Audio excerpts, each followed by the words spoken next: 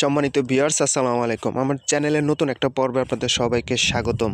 আমি আপনাদেরকে নিয়ে এসেছি আবার সেই আমার সরিষার জমিনে। আমি আগের ভিডিওতে দেখিয়েছিলাম কী সার সরিষার জমিনে প্রয়োগ করতে হয়। তো আপনারা যারা দেখেন নাই তারা অবশ্যই আগের ভিডিওটি দেখে আসবেন। তো আজকে এই সার দেওয়ার পরে আমি 10 দিন পরে এই সরিষার জমিনে আসছি এবং আপনাদেরকে আমি বলেছিলাম যে সারগুলো আমি প্রয়োগ করেছি সেই সারগুলো কী কাজ করে এবং সারগুলো প্রয়োগের পর জমির কী অবস্থা সেটা আপনাদেরকে মাঝে আমি আপনাদের মাঝে তুলে ধরবো। যার কারণে আজকে আমি জমিতে এসেছি। তো আপনাদের মাঝে তুলে ধরবো যে সারগুলো প্রয়োগ করেছিলাম সেই সারগুলো কীরকম কার্যকারিতা এবং সেই সারগুলো কতটা কাজ করেছে। তো আপনারা দেখতে পাচ্ছেন যে সরিষার অবস্থা কিন্তু খুবই ভালো। তো আমি ইউরিয়া সার তার সাথে আমি ম্যাক্স সার প্রয়োগ করেছিলাম, আপনারা আগের ভিডিওতে অবশ্যই দেখে আসবেন। আসলে আমার প্রত্যেকটা জমিতে কিন্তু আমি নিজে সব কিছু করে থাকি। আমি নিজে বীজ বপন করেছি, আমি নিজে সার প্রয়োগ করেছি এবং যখন যেটা প্রয়োজন সেটা আমি নিজে করে থাকি।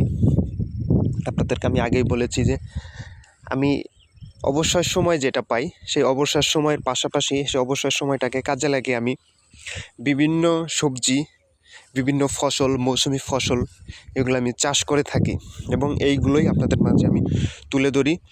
এখন তো সরিষার মৌসুম চলছে, তো সরিষা চাষে বেশ সুবিধা। সরিষা চাষের সুবিধা হচ্ছে সরিষা খুব অল্প সময়ে ঘরে ওঠে এবং সরিষার চাষে সময় কম লাগে এবং খরচ কম হয়। নিচে একবার সার প্রয়োগ করলে এবং সরিষা গজানোর 5 থেকে 6 পাতা যখন হয়ে যাবে তখন আরেকবার পরিমাণ মতো সার প্রয়োগ করলেই কিন্তু হয়ে যায়।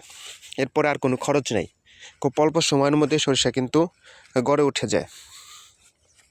তো আপনারা যারা সরিষা চাষ করেন বা চাষ করার মতো জমি আছে, চাষ করতে চাচ্ছেন, তারা অবশ্যই আমার চ্যানেলটি সাবস্ক্রাইব করবেন। আমি শুধু সরিষা না, মৌসুমি প্রত্যেকটা ফসলের একদম A to Z, একদম চাষ থেকে শুরু করে একদম ঘরে তোলা পর্যন্ত আমি আপনাদের মাঝে ভিডিও করে তুলে ধরব। কোন ফসলটি কীভাবে চাষ করতে হয়, কীভাবে পরিচর্যা করতে হয় এবং পরিচর্যার পরে কতটুকু ফলন পেলাম এগুলো আপনাদের মাঝে আমি তুলে ধরব। তো অবশ্যই সেই সব ভিডিওগুলো দেখতে অবশ্যই চ্যানেলটি সাবস্ক্রাইব করবেন এবং সবার আগে ভিডিও পেতে বেল বাটনে ক্লিক করে লাইক, কমেন্ট, শেয়ার করে অবশ্যই পাশে থাকবেন। তো পরবর্তী ভিডিও দেখার আমন্ত্রণ জানিয়ে আজকে এখানে শেষ করছি। সবাই ভালো থাকবেন, সুস্থ থাকবেন। খোদা হাফেজ।